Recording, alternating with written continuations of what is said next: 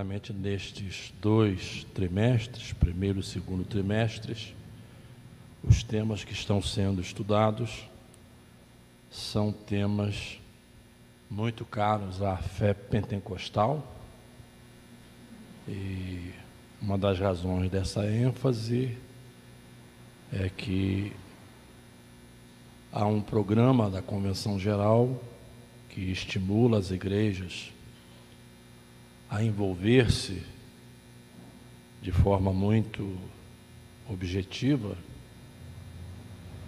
na realização de batismos em água e também na busca do batismo com o Espírito Santo, tendo em vista que em junho comemoraremos 110 anos de existência da Assembleia de Deus no Brasil.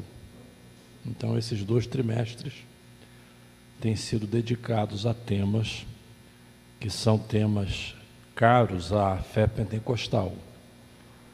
E, em alguns casos, alguns temas estão sendo até recapitulados praticamente, embora com autoria diferente.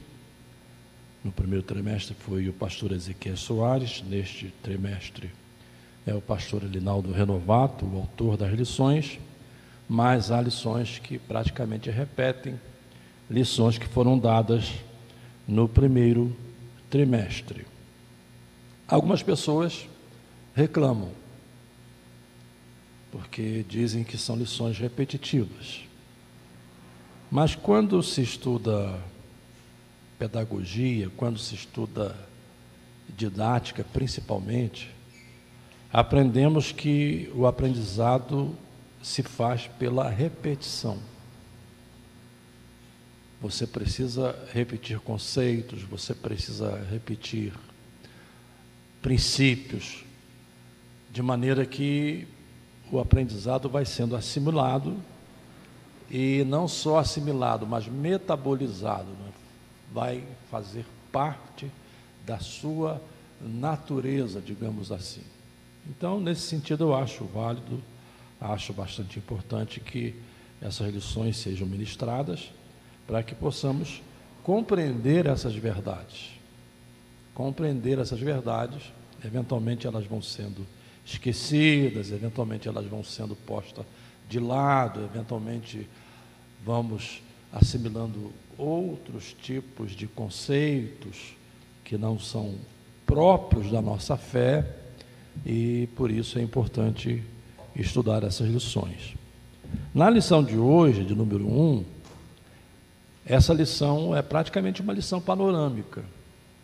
Ela abre esta série de 13 lições, e o título que o autor dá a ela, e deu dons aos homens, é uma frase extraída lá de Efésios capítulo 4, em que o apóstolo Paulo fala sobre dons espirituais, e ali o apóstolo Paulo, mencionando o ato salvífico, o ato redentivo, e hoje comemoramos a Páscoa e nos lembramos da morte e da ressurreição de Jesus. Ao cumprir esse ato, lá no verso de número 8 do capítulo 4, Paulo diz: subindo ao alto, levou cativo o cativeiro. É uma expressão bastante interessante.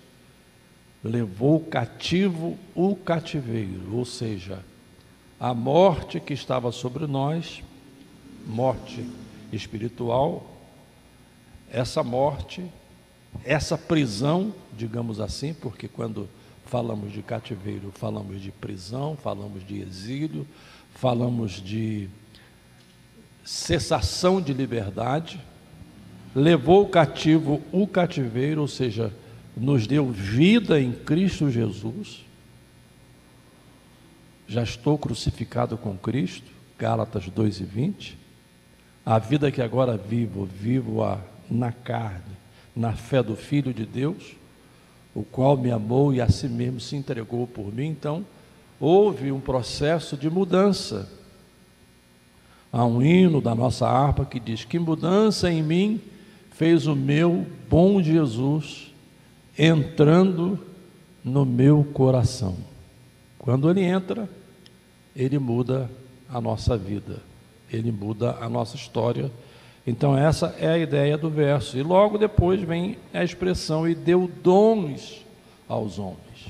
Essa expressão vem de uma palavra grega chamada carisma, e essa expressão carisma vem de caris, que significa graça. Em outras palavras, significa que são atos da graça de Deus. E sendo atos da graça de Deus, isso implica também em dizer que são atos imerecidos. É bom a gente frisar esses pontos, porque às vezes crescemos também com conceitos um pouco distorcidos em relação aos dons de Deus.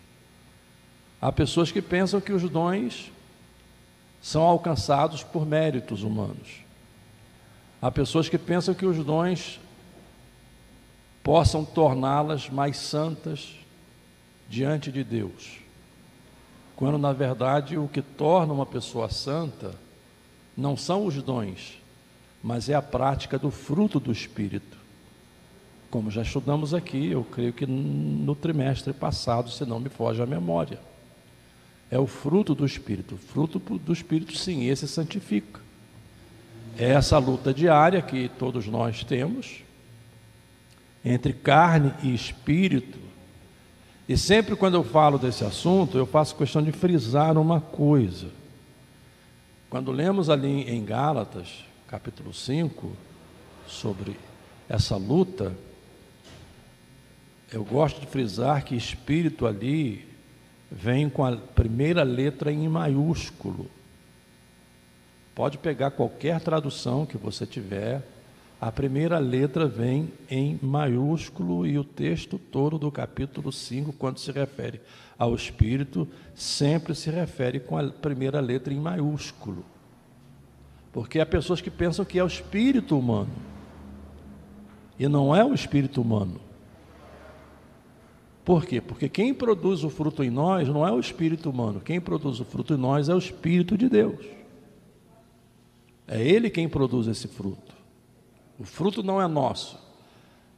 E a verdade é tão cristalina que quando você lê lá em Gálatas capítulo 5 sobre as obras da carne, Paulo lista ali as obras da carne. Se você quiser ler depois, leia, não é?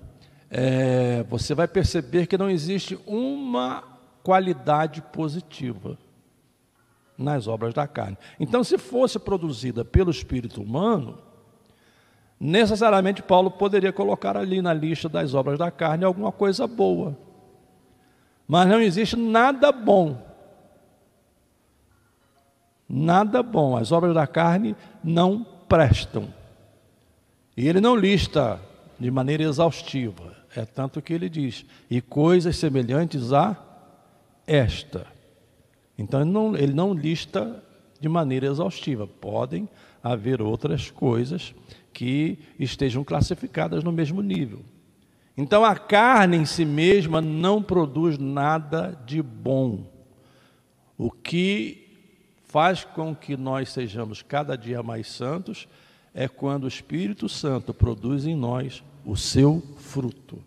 E lá estão descritas as qualidades desse fruto. Então nós temos que diferenciar. Dons não demonstram santidade. Dons não quer dizer que você é melhor crente do que o outro. Dons não quer dizer que você tem mais qualidades do que o outro. E isso é muito enfatizado pelo apóstolo Paulo, até nos textos que lemos aqui, quando ele fala da natureza do corpo. Aqui o texto de Romanos, ele usa mais uma vez, porque usa também lá em Coríntios, usa também lá em Efésios, ele mais uma vez usa o corpo como exemplo.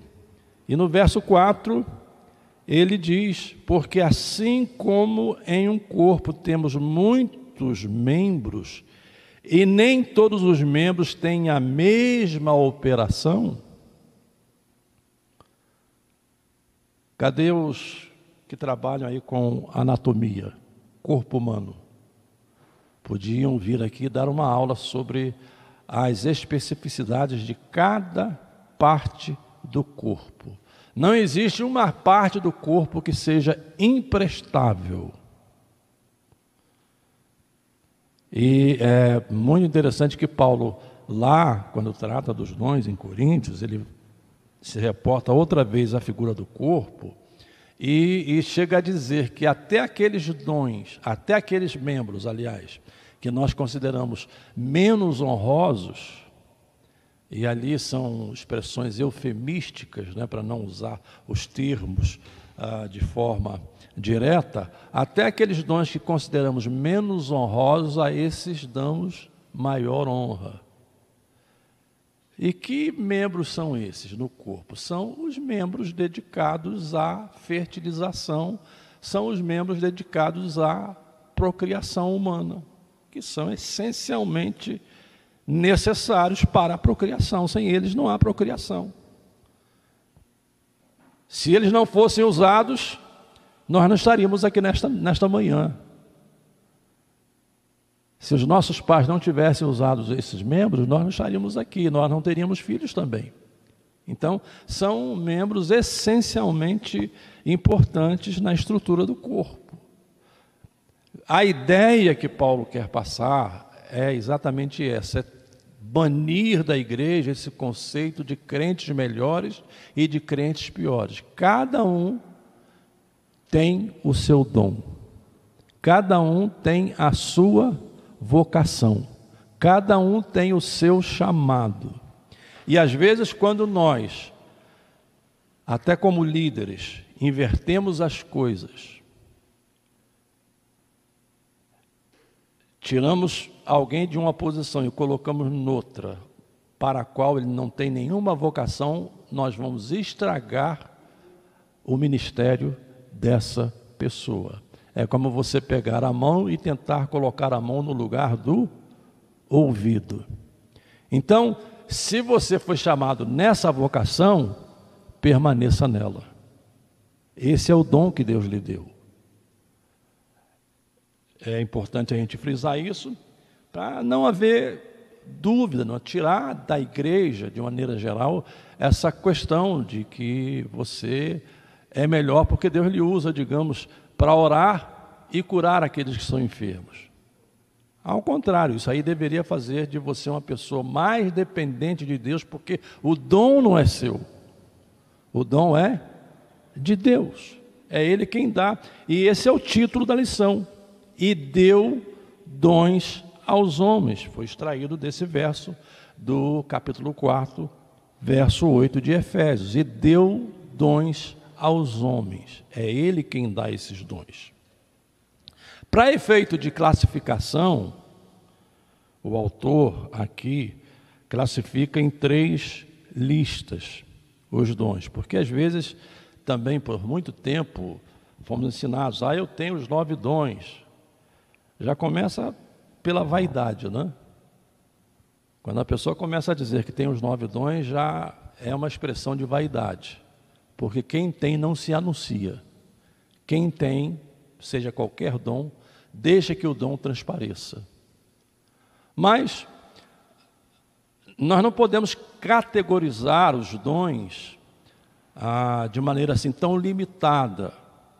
Então nós temos aqui 3 listas de dons. Temos a lista dos chamados dons espirituais, que são esses dons descritos lá em 1 Coríntios.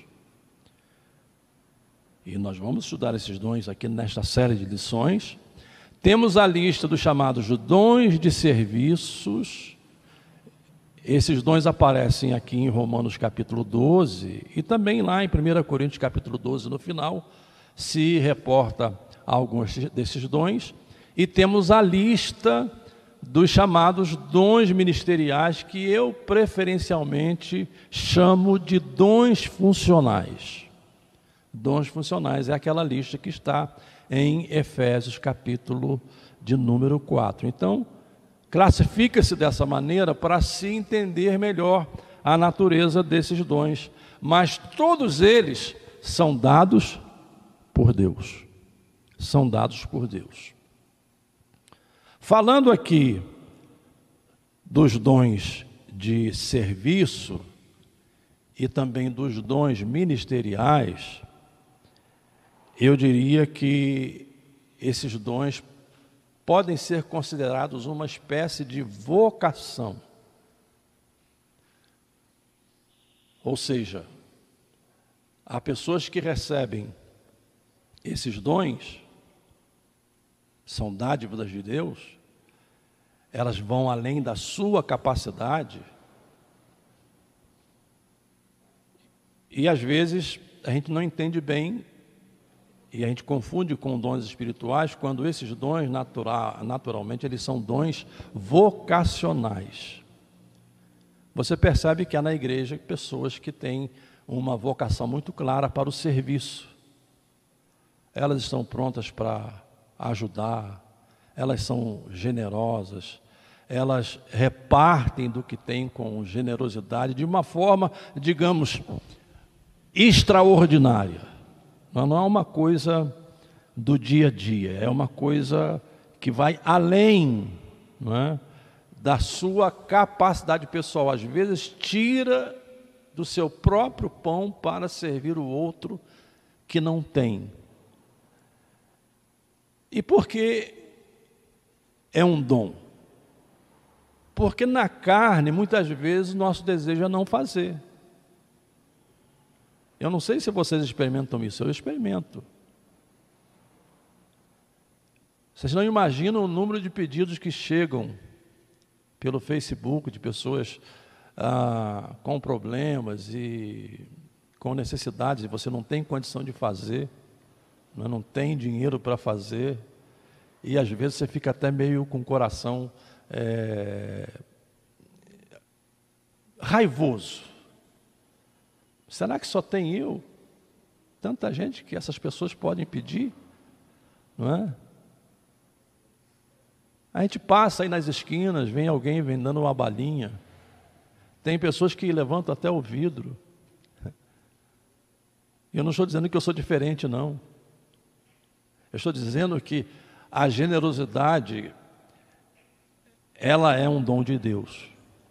Essa disposição de servir, essa disposição de ajudar, essa disposição. Então, a generosidade e outros dons aqui de Romanos estão inseridos nesse grupo de dons de serviço, né?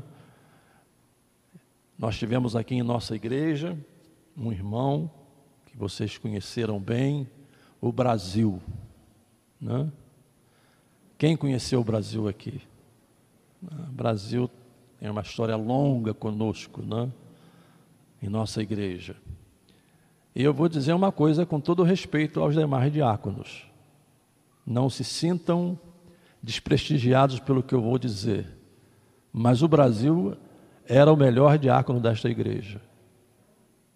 Vocês concordam comigo? Ele era uma coisa assim genial, meio falador, não é?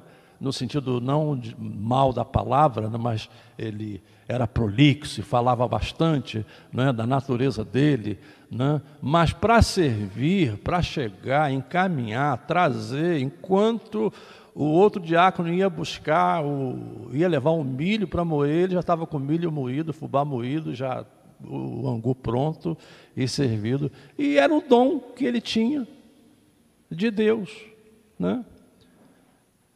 É bom a gente usar os nossos exemplos, né?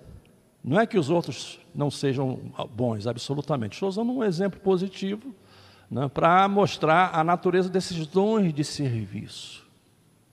Às vezes nós não valorizamos. Às vezes nós não damos importância e às vezes nós queremos promover uma pessoa que faz bem um certo tipo de trabalho para um outro trabalho e nós tiramos dela a capacidade de continuar desenvolvendo aquele dom, enquanto naquele outro dom ela vai se perder, porque ela não tem vocação. Eu me lembro do meu cunhado, pastor Geraldo, Ele, na época, dirigia o departamento de família da Igreja Maranata no Rio de Janeiro, e eu fui participar de um desses jantares que eles promovem de casais, e que geralmente esses departamentos promovem, e no final, depois do jantar, depois da palestra e de todos as atividades previstas na programação, então os casais que promoveram não estavam lá fazendo a limpeza da igreja. E tinha um senhor de cabelos brancos com um balde e uma vassoura na mão. E ele estava limpando os banheiros. Um senhor bem vestido. E o pastor Geraldo virou-se para mim e perguntou: conhece aquele senhor? Sabe quem ele é? Eu disse: não conheço. E ele disse: ele é general do Exército Brasileiro na ativa. Mas aqui ele é diácono. Aqui ele serve. Dentro da igreja, essas hierarquias mundanas não funcionam. Dentro da igreja, todos somos um em Cristo Jesus. Cada um exercendo o seu dom, cada um exercendo a sua vocação. Tratando aqui dos dons de serviço, né? Porque às vezes a gente pensa que não precisa, nós precisamos. A igreja precisa, né, de que esses dons sejam manifestados. Nós temos de estimular. Às vezes até a pessoa tem o dom, essa vocação, essa chamada, né, e eventualmente ela precisa de um estímulo, né, para que esse dom seja usado, para que esse dom seja partilhado, não é? Seja um motivo de edificação do corpo de Cristo, porque essa é a figura que Paulo usa aqui várias vezes. Não é? Porque assim, verso 4, porque assim como em um corpo temos muitos membros, e nem todos os membros têm a mesma operação, assim nós que somos muitos, somos um só corpo, em Cristo. Mas individualmente somos membros uns dos outros. Vamos parar para pensar aqui um pouquinho? Vamos parar? Somos membros uns dos outros. E eu vou formular uma pergunta. Será que estamos mesmo sendo membros uns dos outros? É uma pergunta para você refletir. O que significa somos membros uns dos outros? Significa que a mão não funciona se o braço não funcionar. O braço não funciona se não houver um comando para que ele funcione. Ou seja, para a ação que a mão faz, todo o corpo é acionado para esse gesto que eu estou fazendo, sob o comando, como diz Paulo lá em Efésios 4, sob o comando da cabeça. A cabeça é quem dá o comando. Agora, cada membro faz a sua função. A mão nunca conseguirá ser pé, o pé nunca conseguirá ser mão, mas os membros dependem uns dos outros. Quem calçou meia hoje pela manhã? Deixa eu ver. Você calçou com o nariz, com a boca, com as orelhas? O que é que você usou para calçar os pés? Usou as mãos. Claro, há aqueles problemas de deficiência física, e aí o corpo cria compensações, né? Uma coisa que eu percebo comigo, eu já não ouço desse ouvido 99%. Né? Eu preciso, inclusive, pôr um aparelho. Mas estou postergando, né? Mas esse ouvido, ele compensa esse aqui. Né? Eu percebo essa compensação. Claro que há momentos que eu tenho que fazer isso aqui para ouvir desse lado aqui melhor. né? Mas a ausência de ouvir desse lado é uma deficiência, é prejudicial. Eventualmente eu estou dirigindo o carro e os sons desse lado eu não ouço. Estão entendendo aqui a analogia? Você não precisa fazer o trabalho do pé, né? Você não precisa andar de 4 aí. Nós fomos criados para andar ereto e com os 2 pés. Então você não precisa fazer o trabalho do pé, mas o trabalho do pé precisa ser bem feito. O trabalho da mão precisa ser bem feito. O trabalho dos olhos. Por que eu estou de óculos aqui? Por que o meu querido Adenir está de óculos? Por quê? Por que a irmã Ruth está de óculos ali? Porque já existe alguma deficiência, né? Aí você vai lá no oftalmologista, ele põe você naqueles aparelhos, e aí mede de lá, mede de cá, pergunta, e em cima de todos os dados que ele levanta, ele passa a receita, você vai na loja, compra o seu óculos, e aí ele leva para ele revisar. Primeiros dias é meio complicado, até você se adaptar àquele novo grau, mas até que você se adapta para corrigir a visão. Então, quando alguma coisa não vai bem na igreja, de alguma forma, essas questões precisam ser corrigidas, porque os membros dependem uns dos outros. A igreja depende do trabalho de todos os membros, mas como diz o texto, os membros dependem uns dos outros. Por quê? Porque nem todos os membros têm a mesma operação. Nem todos os membros têm a mesma operação. Isso às vezes cria uma certa dificuldade, porque nós queremos que a pessoa faça uma coisa para a qual ela não está preparada. Não me peçam para mexer com carpintaria, que eu não. E não se trata de dom aqui, né? Mas é só exemplo, porque eu não vou mexer com carpintaria. Não me peçam para cortar roupa lá para o Fábio, que eu não vou cortar roupa para ele de jeito nenhum. Eu não tenho essa vocação, não fui treinado para isso. Agora me peçam para escrever e eu escrevo. Essa é a vocação que eu tenho, né? E outras coisas que eu posso fazer, né? É só ilustrando para você descobrir o seu dom. E nós, como cristãos, também estimulá-los a você descobrir o seu dom e você usar o seu dom na igreja, independentemente de ele ser ou não, digamos, um dom ministerial. Independentemente de ele ser um dom que vai colocar você aqui em cima do altar ou não. Esse é outro conceito errado que também certas pessoas desenvolvem, que acham que fazer a obra de Deus é estar aqui no púlpito com o microfone na mão, pregando. Eu não estou dizendo que não é obra de Deus, mas isso é um dos aspectos da obra de Deus.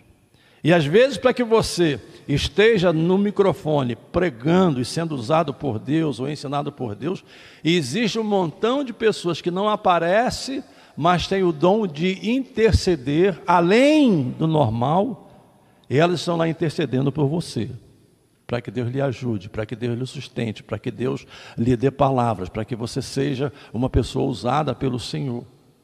Então são dons que não aparecem, são dons que não são vistos, mas são dons necessários para o funcionamento do corpo. Eu gosto muito desse assunto, né? Quantos têm bexiga aqui? E eu gosto de ilustrar da maneira mais simples possível. Todos temos bexiga, não temos? A não ser que haja um problema de saúde, né? Temos bexiga. Ela não está ali para enfeitar, porque ela nem aparece, né? Ninguém vê. Os membros de enfeite são esses externos, né? Aí é outra história, mas tem funcionalidade.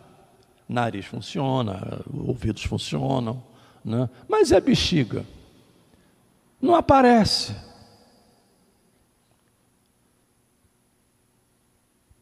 Mas você fica sem bexiga? Não. Dali a pouco começa a encher, se você bebe muita água, não é? E eventualmente você tem até de sair para ir lá no banheiro para esvaziar a bexiga. Mas e se não houvesse bexiga? Ou se a bexiga parasse de funcionar? Ou se os rins parassem de funcionar? Para onde vai quem tem os rins parados? Vai para hemodiálise ou diálise. Porque são os rins que cumprem esse papel de eliminar as toxinas do organismo. E se eles param, as toxinas vão se acumulando e você vai morrer. Não tem saída. Aumento da ureia, aumento da creatinina e outras toxinas que não são eliminadas, então você vai para a diálise, né? A diálise é uma máquina, é um recurso para fazer você viver. Dá para a gente entender o que significa os dons na igreja hoje? Os dons são isso, né? Os dons não são só você participar dos cultos, onde, digamos, você lacra, né? Você arrebenta na pregação, onde você sai com o seu ego massageado, onde as pessoas saem, parece que fizeram uma cartaz. Não. Os dons é para o dia a dia da igreja. O dia a dia da igreja, e eu comecei falando assim de maneira muito rápida sobre dons de serviço, fazendo também uma exposição panorâmica. Mas o dado, ainda voltando ao tema, e usando aqui o texto de Romanos, é que Paulo começa aqui no verso 3 dizendo: porque pela graça que me é dada, ou seja, dons são carismas, carismas vêm de caris, caris é graça, então dons são dons da graça de Deus, dons da graça de Deus. Nós não merecemos. Não merecemos por quê? Porque a nossa natureza é pecaminosa, é má. As obras da carne, como eu já disse, são imprestáveis, mas Deus, no seu amor, na sua bondade, Deus que projetou a existência da igreja, porque quando lemos lá em Efésios, descobrimos que a igreja está naquilo que se chama de mistério escondido ao longo dos tempos e que se manifestou no tempo presente. Então, a igreja foi projetada na mente de Deus. Foi inaugurada no dia de Pentecostes, quando o Espírito de Deus veio sobre ela, e a igreja continua a sua tarefa ao longo do tempo. Então, para assistir essa igreja, Deus deu dons, e entre eles os chamados dons de serviço, e isso se explica muito mais claramente aqui com o versículo 6, de modo que, tendo diferentes dons. Vamos pensar aqui um pouquinho. Vamos fazer disso aqui uma classe. Quem tem coragem de se levantar e dizer: pastor, o meu dom é esse? Levante-se e diga bem alto para que os outros ouçam. Qual é o seu dom? O meu dom é o louvor, a adoração, aconselhamento, música. Quem mais? Oração. Como dependemos da irmã. Às vezes nós não valorizamos esse dom como deveríamos valorizar. Sim, meu irmão, pode ir. Qual é o seu dom? Oração. Irmã Leda, oração. Não tem ninguém aí com o dom de distribuir dinheiro, não?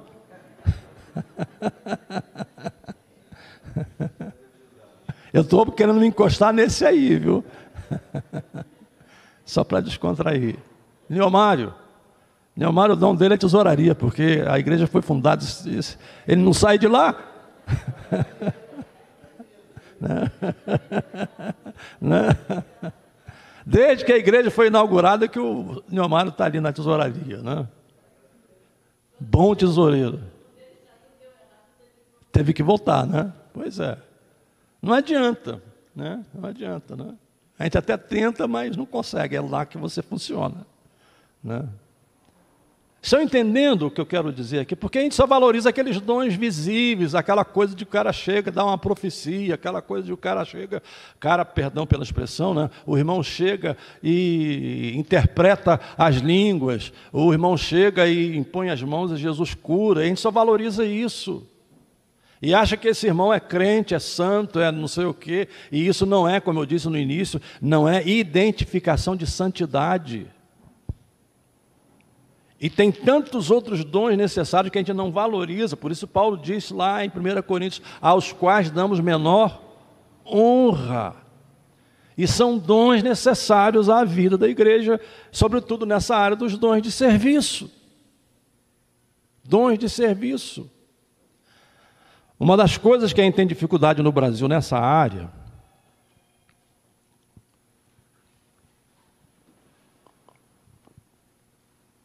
é que nós não crescemos como igreja e como país com aquele conceito de voluntariado. O que é voluntariado? Voluntariado é algo que você faz sem esperar receber qualquer remuneração. Você faz voluntariamente. Voluntariamente.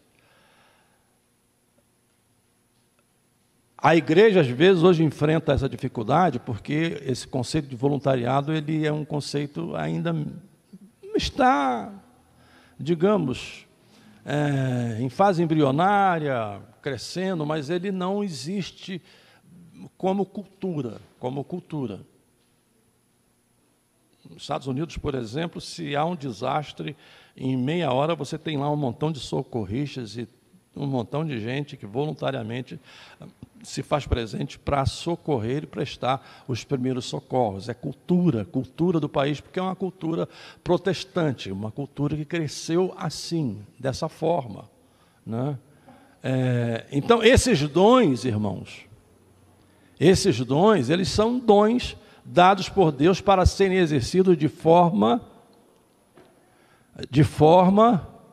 voluntária.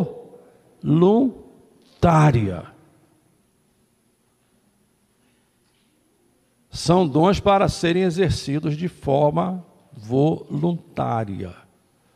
Você se voluntaria, você se dispõe, mas hoje até para a igreja poder se precaver, ela tem que até fazer, o cidadão de repente assinar lá um termo dizendo que ele faz esse trabalho de forma voluntária, porque eventualmente ele pode depois ir lá no Tribunal do Trabalho para exigir da igreja algum tipo de cobrança, né? Então, são áreas dos tempos modernos, não é? Mas dons de forma voluntária, Bem, a outra classificação, para a gente ir avançando, isso aqui eu estou pincelando, porque isso vai ser desenvolvido aí nas próximas aulas, né? A outra classificação é aquela de Efésios, né? Capítulo 4, que é chamada de dons ministeriais.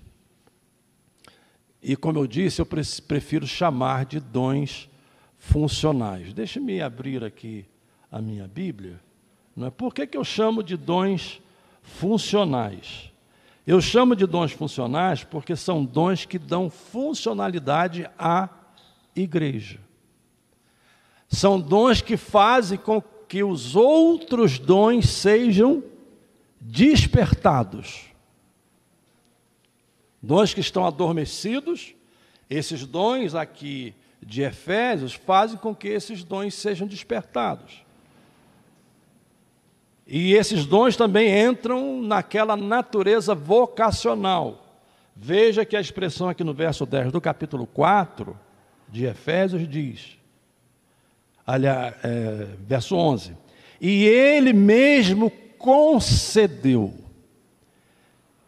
A origem é ele, ou voltando ao tema da lição que está aqui no verso 8.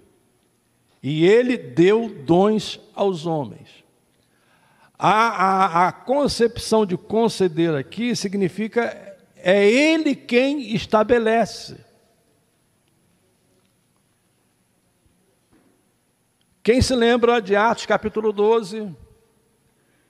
Igreja reunida, havia lá profetas e mestres, etc. E o que é que aconteceu numa das reuniões da igreja? O Espírito Santo falou: apartai-me a Barnabé e a Saulo para as obras que eu os tenho chamado. Né? Foi um chamado de Deus, foi um chamado que os próprios candidatos sentiam e foi um chamado confirmado pela igreja. A igreja participou do processo. Né? Então, esses dons aqui, eles têm essa natureza. Eles são dons estabelecidos, e aqui nós temos a descrição deles, uns para apóstolos, outros para profetas, outros para evangelistas e outros para pastores e mestres. Muito rapidamente, fazendo aqui algumas definições, quando se fala de apóstolos aqui, nós estamos falando de apóstolos no sentido daqueles que seguiram a Jesus e não no sentido do uso desse termo hoje. Com todo respeito, sem nenhum demérito, mas nós temos de ser bíblicos. Hoje nós estamos cheios de apóstolos que talvez não serviriam nem para diácono. Por quê? Porque eles olham isso como um título. Não é? Apóstolo fulano de tal, apóstolo fulano de tal. Quando a categoria aqui são de ministros. Ministros que servem em diferentes áreas. Né? Ministros que servem em diferentes áreas. Então, que apóstolos são esses aqui? São como uma espécie de missionários. O significado da palavra apóstolo é mensageiro. E você vai encontrar aqui várias vezes no Novo Testamento, principalmente se você ler o grego, várias menções, mas no sentido de funcionalidade, não de título ou no sentido de sucessão apostólica. A sucessão apostólica se encerra com os apóstolos primitivos, da igreja primitiva. Não existe sucessão apostólica perene em que você vai se reportando na história e, eventualmente, você vai parar lá em Pedro, como pretende a Igreja Católica Romana e como pretendem também algumas igrejas protestantes hoje que adotam esse mesmo procedimento. Isso não existe. Então, apóstolos aqui são pessoas vocacionadas para um trabalho, para uma tarefa específica, uma missão específica, uma chamada específica, que pode ser uma chamada a nível nacional, pode ser uma chamada transcultural, mas que podem ser categorizadas como apóstolos, mensageiros. Mensageiros. Outros para profetas. Aqui também não tem nada a ver com profecia e com os dons espirituais lá de 1 Coríntios, vamos falar sobre eles daqui a pouco. Aqui tem a ver com a exposição da palavra. Quando você está expondo a palavra, você é um profeta de Deus. Você é a boca de Deus, por isso você precisa ser fiel à exposição que você faz. Mas o mundo moderno e dessa ramificação cristã, evangélica, vai criando uma série de coisas, né, que a gente acha até interessante. Ontem eu ouvi um áudio que eu fiquei assim, apavorado, e o povo dando glória a Deus, o indivíduo pregando, baseado ali no texto de Timóteo, onde se diz que Jesus é o mediador entre Deus e o homem. E aí ele disse assim, de maneira muito curta, para não demorar, que Jesus foi mediador naquela época, porque era uma mensagem dirigida para os judeus, daqueles que estavam debaixo da lei, mas hoje Jesus já não é mais o mediador. E aí depois, porque todos hoje nós nascemos de Deus e temos o direito livre de estar na presença de Deus. E deu lá as suas explicações totalmente distorcidas e fruto daquilo que as pessoas chamam de palavra revelada. Deixe-me ser bastante franco aqui nesta noite para você que está aí do outro lado me ouvindo. Não existe palavra revelada. Isso é conversa fiada. Não existe, nós não somos gnósticos, que por trás do texto bíblico, subliminarmente, exista alguma coisa oculta ou escondida que você não consegue encontrar e de repente o Espírito Santo dá uma palavra revelada e aí você vai perceber que de revelada não tem coisa nenhuma senão fantasia, especulação, imaginação de quem está expondo a palavra. Palavra revelada é você expor a palavra do modo como ela foi dada por Deus. A Bíblia, a Escritura. E isso implica em algumas ferramentas. Você tem que analisar o versículo à luz do seu contexto, o que é que o contexto está dizendo.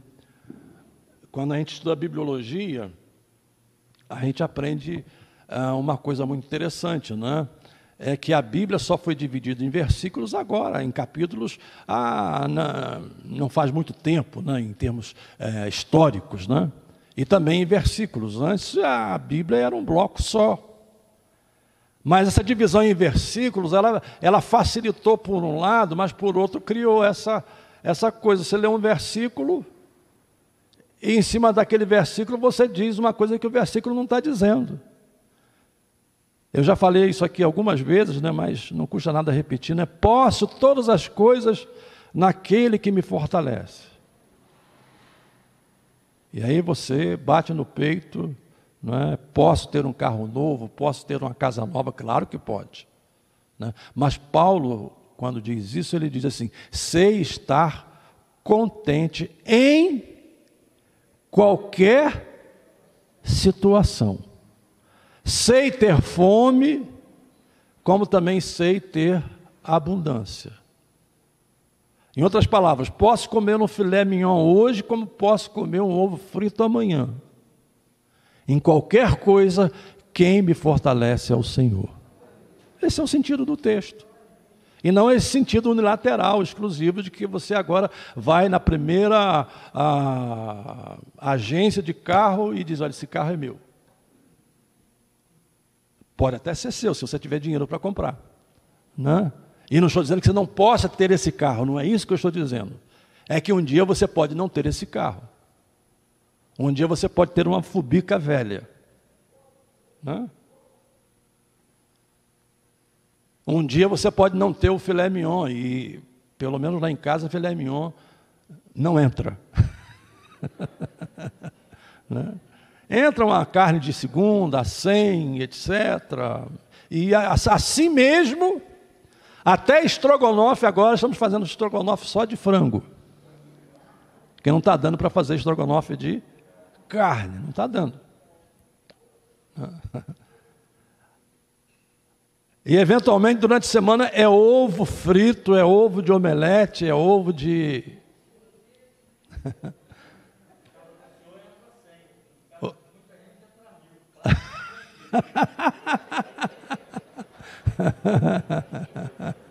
Né?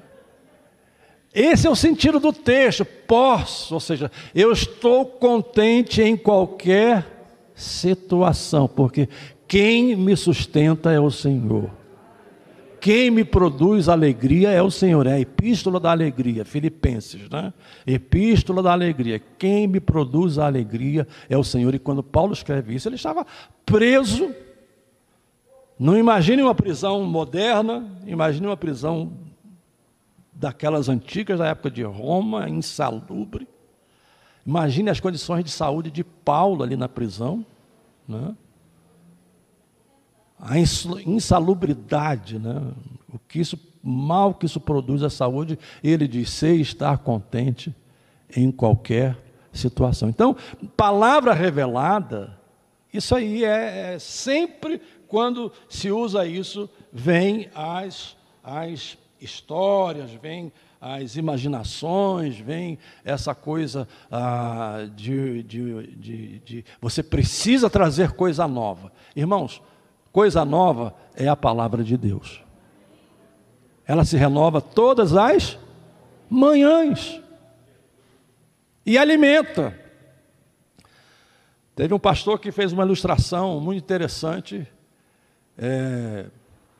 dizendo isso, né? Ele disse, olha, a gente parece que prega, né, todo domingo a mesma mensagem, né, ou sempre a mesma palavra, né, baseada na Bíblia, etc. e tal, e a gente pensa que, poxa vida, será que não dá para trazer mais uma coisa nova? E muitas vezes a gente até se esquece do que a gente comeu, mas foi aquela palavra que alimentou você naquele dia, né? E você, na sua vida do dia a dia, em casa, em qualquer trabalho, você todo dia se alimenta. Claro, você tenta dar uma diversificadazinha e tal, põe um molhinho aqui, um molhinho acolá, etc. Mas se a gente vai falar da comida básica do brasileiro, o que não falta todo dia é feijão com arroz. Não falta. Aí vem um ovinho frito, ou uma carnezinha refogada, ou um franguinho caipira, ou um ovo frito, etc. Né? Mas o feijão com arroz está lá. Você não se lembra, mas foi aquele pão que te alimentou naquele dia. E hoje, durante o dia aqui, nesta manhã, daqui a pouco ceia, à noite, é esse pão que vai te alimentar hoje. Eu não preciso inventar o pão. O pão já está inventado aqui. Inventado no bom sentido. Ele já existe, é só você expor à igreja. Então, profetas, é isso, né? Paulo continua dizendo, concedeu outros para evangelistas. Quem são evangelistas? Os evangelistas são os proclamadores das boas novas, do evangelho. Eles podem ser locais, eles podem ser itinerantes. Não confundam hoje essa itinerância que existe aí, desses pregadores que vão de igreja em igreja, fazendo agenda e acertando aí valores e somas altas de dinheiro. Isso não é itinerância e não é evangelismo. Quem viveu um pouco mais atrás deve se lembrar das grandes cruzadas evangelísticas, né, que se realizavam. E elas eram evangelísticas mesmo. A maioria dos que participavam eram pessoas não crentes. Nós teremos um exemplo este ano, se Deus permitir, e a pandemia não criar dificuldades, teremos um exemplo de cruzada evangelística este ano, em dezembro, com o Festival de Esperança com Franklin Graham, no Rio de Janeiro, em dezembro. 11 e 12 de dezembro, já adiantando, porque se diz que vai ser em Copacabana, então já adiantando, vai ser ali na praia, em frente ao Copacabana Palace. Ali será o local da cruzada. E todo o trabalho que está sendo feito daqui até lá, dezembro, daqui até lá, todo o trabalho é de mobilização das igrejas no treinamento, através de um curso chamado Vida e Testemunho, e também mobilizando as igrejas para que elas levem pessoas não crentes. Tem duas estratégias. Uma é a chamada Operação André. Cada crente recebe uma folha, ele escreve ali 7 nomes de pessoas não crentes. Essa folha vai sendo afixada num painel na igreja e a outra parte da folha vai para o escritório, porque lá tem um quarto de oração e lá se vai orando por essas pessoas. E na igreja também, em cada culto, na igreja cadastrada, em cada culto se ora por aquelas pessoas. Por quê? Porque a ideia é aquele irmão trabalhar para ele levar aquelas 7 pessoas aonde? Lá na cruzada evangelística. E, eventualmente, para as igrejas envolvidas e cadastradas, o projeto oferece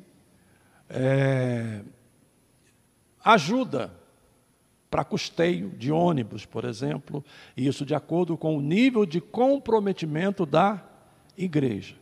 E esse ônibus, pelo menos 60% da ocupação deles tem de ser de pessoas não crentes. Pessoas não crentes. E isso é cruzada evangelística. Agora, a cruzada evangelística, em que 99,9% é de crente, isso aí é cruzada de crente. Não é evangelística. Tá? Os grandes evangelistas, como Billy Graham e outros da história americana, e aqui no Brasil a gente pode citar na Assembleia de Deus, Gesiel Gomes, Bernard Johnson e outros nomes, eles eram evangelistas, né? Eles promoviam as suas cruzadas evangelísticas para alcançar os pecadores. Então, o evangelista, tem aquele evangelista pessoal, né? Que tem a vocação, tem a capacidade, tem o dom de compartilhar o evangelho pessoalmente. Tem os evangelistas que são usados como Filipe, né? Filipe desceu a Samaria como um evangelista, né? Para pregar o evangelho. E quando as coisas precisavam ser resolvidas lá, quem desceu para resolver as coisas? Os apóstolos, né? Os apóstolos desceram. Ou seja, há alguns casos, exemplificando e adiantando aqui, há alguns casos, por exemplo, de evangelistas que vão, plantam a igreja e depois se esquecem que são evangelistas e ficam lá o resto, e aquilo que ele plantou, ele mesmo destrói, porque ele não tem o dom de pastor. O dom dele é de evangelista. E a igreja tem de perceber isso. Chegou num ponto que o evangelista fez o trabalho dele, o que faz com o evangelista? Manda para outro lugar. Ele é um desbravador. Se ele continuar ali, ele vai destruir a plantação toda que ele fez. É o dom que ele recebeu. Evangelista, indo muito rapidamente, né?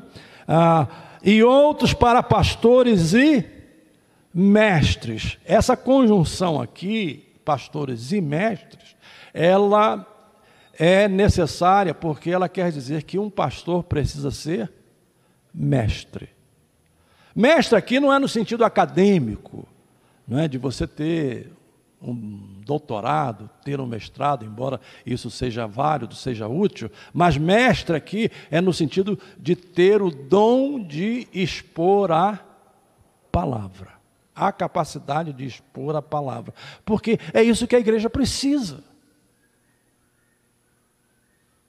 Você pode trazer aqui um bom filósofo, pode trazer aqui um bom psicólogo, vai dar uma boa palestra, você pode trazer aqui um bom médico para falar dos problemas médicos, ainda mais agora na época da pandemia, mas o que é que alimenta a igreja?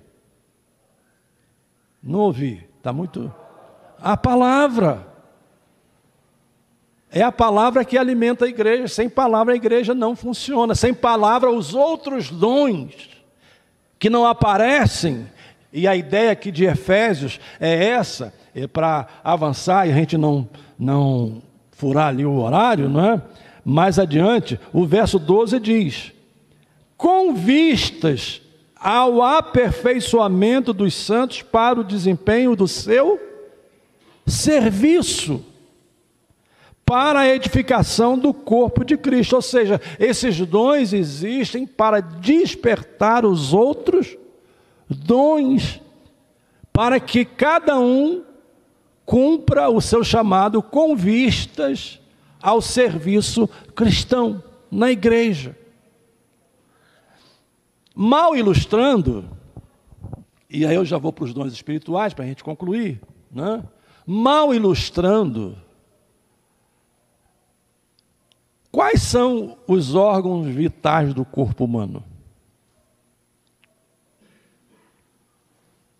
Sem eles o corpo não funciona.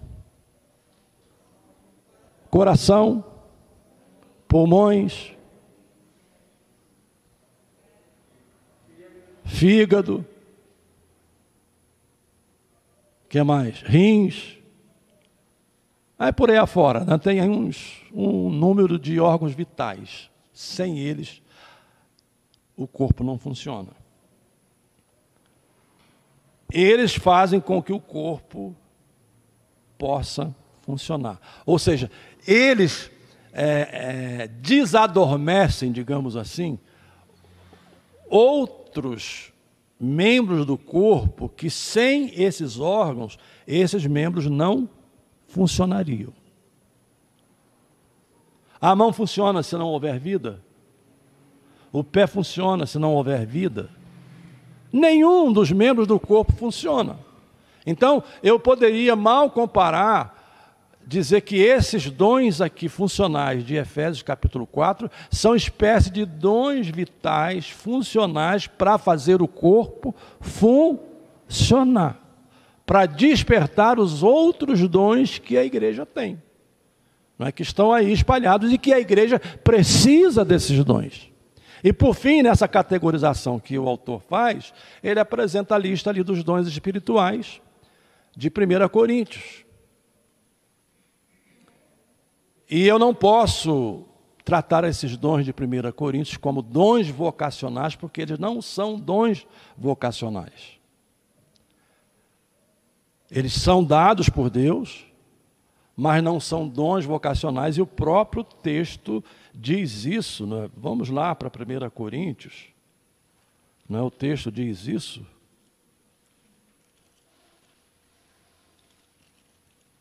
1 Coríntios, capítulo 12. Eu gosto muito da minha versão. Aqui diz assim, capítulo 12 e o verso de número 7, né, de 1 Coríntios.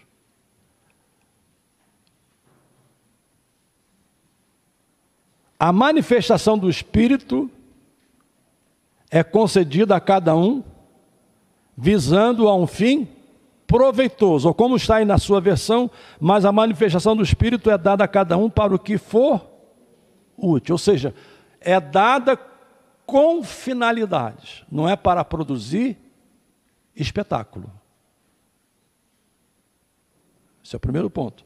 Aí quando vamos lá para o verso 11, que não aparece aqui no texto da lição, no verso 11 diz, mas um só e o mesmo Espírito realiza todas estas coisas, distribuindo-as como lhe apraz. Quem decide? Quem decide? O Espírito Santo. Distribuindo-as como lhe apraz a cada um individualmente. Então, a nossa declaração de fé assembleiana define esses dons como dons de natureza restrita. Dons de natureza sobrenatural, dons que se manifestam, claro, nós temos de dar lugar ao Espírito, nós não podemos rechaçar o Espírito. Paulo mesmo recomenda, não apagueis o Espírito, porque na tendência de combater os exageros, às vezes nós vamos para o outro lado, e apagamos o Espírito, no sentido de que a gente não quer nenhuma manifestação desse tipo, com medo do fanatismo. Nós tivemos um exemplo agora recente, vocês acompanharam, e aquilo que é feito publicamente tem que ser condenado publicamente, dessa profecia aí que na manhã do dia 30, na madrugada do dia 30, os corpos estariam espalhados pela rua, e de um pastor assembleiano, infelizmente, né?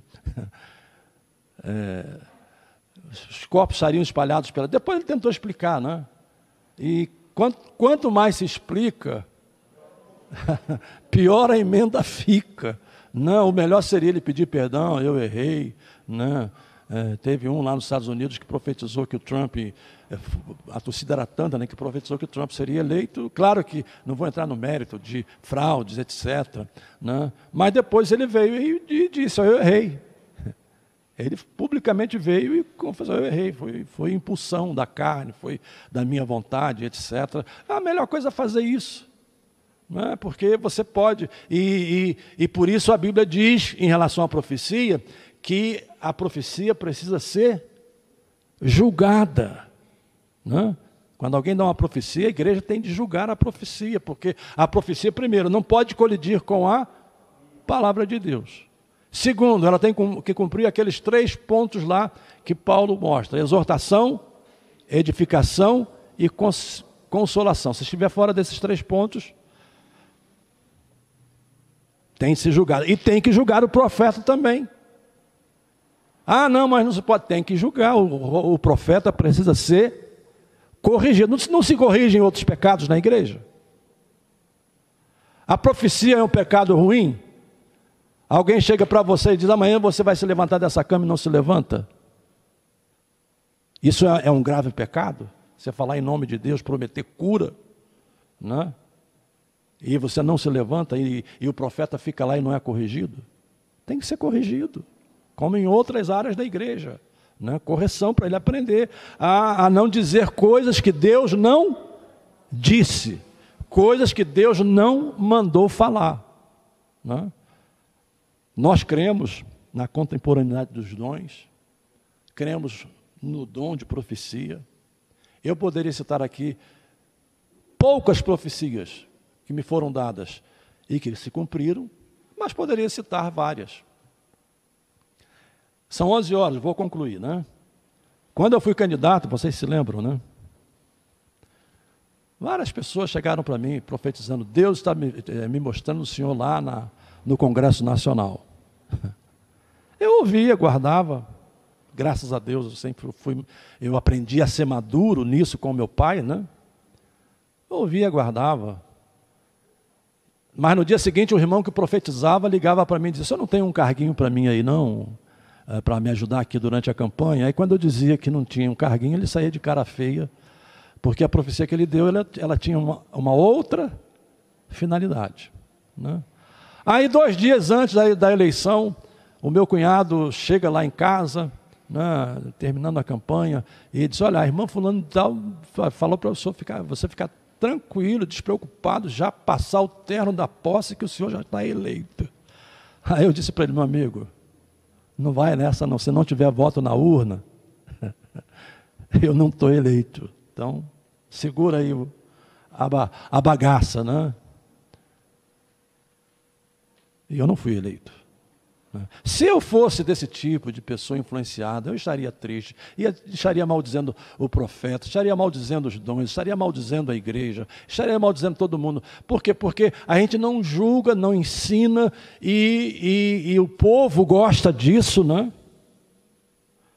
Ah, vou na casa da irmã fulano de tal para ouvir Deus falar. Vou na casa do irmão fulano de tal para ouvir Deus falar. Tem profecia dada até por telefone. Você liga e ele profetiza lá do outro lado. Olha, descarta tudo. Porque a maioria, ele se obriga a fazer isso, né? Aí chega um momento que o estoque acaba. Aí fica repetindo, né? Fica repetindo. De repente alguém vai dizer, pastor, o senhor é contra? Não, não sou contra a profecia. Mas a profecia de Deus, ela é precisa. Ela é clara. Ela não é sensacionalista. E ela não visa destruir, ela visa edificar, consolar e exortar a igreja. Então esses dons, eles são de natureza restrita, eles não são dados de maneira geral, né? Mas também não significa que você é dono desses dons. Ah, eu tenho os 9 dons. Não tem. E eventualmente pessoas que têm os dons funcionais lá de Efésios, elas podem ter o suporte de um desses dons no exercício do seu ministério. E um dos dons aqui categorizados nos dons espirituais, já disse isso aqui, né? Mas pela repetição vamos aprendendo, e que a gente não usa muito e precisamos usar, se chama discernimento de espíritos. Discernir as origens das coisas. Se vem da carne, se vem do diabo, ou se vem de Deus. Esse é um dom que a gente não busca, né? Paulo diz, se possível, buscar os melhores dons. E quais são os dons que mais aparecem na igreja? Na área dos dons espirituais. Falar em línguas, profetizar e interpretar. E os outros dons? E por que são esses que mais aparecem? Porque são os mais fáceis de serem imitados. é o mimetismo, né? Então, é fácil de ser imitado, é fácil falar uma língua estranha. É fácil lascar uma profecia, como algumas pessoas fazem, né? É fácil interpretar. Agora, os outros dons que saem, esses são chamados de dons de elocução, vocês vão ver aqui no estudo da revista, né? Dons de elocução, os outros dons que aí dependem, né? Você não pode imitar, né? Aí os outros dons aparecem menos. Porque esses você não pode imitar uma cura de jeito nenhum, né? E se você fala que alguém está curado, tem de estar curado. Não tem esse negócio, não, é uma cura parcelada. Vocês já viram cura parcelada, né? Não, ele ainda vai ter que aprender, vai ter que não sei o que e tal. Principalmente esses pregadores de cura divina vêm, aí oram pelos mudos, pelos surdos, e eles arranham lá no microfone, curado. Não, agora tem que aprender. Conversa fiada. A cura que o Senhor dá é completa. Quando Ele dá, Ele cura de uma vez. Então não é dom. Ou não são dons, porque na categoria de dons de curar, vem ali no plural. Dons de curar, não sei porquê, há alguém que diz e que escreve que significa dons para curar diferentes enfermidades. Né? Mas é meramente uma suposição. Né? Dons de curar. Muito bem, são 11h05, já passou da hora pelos 5 minutos, né? Então, palavra com quem de direito.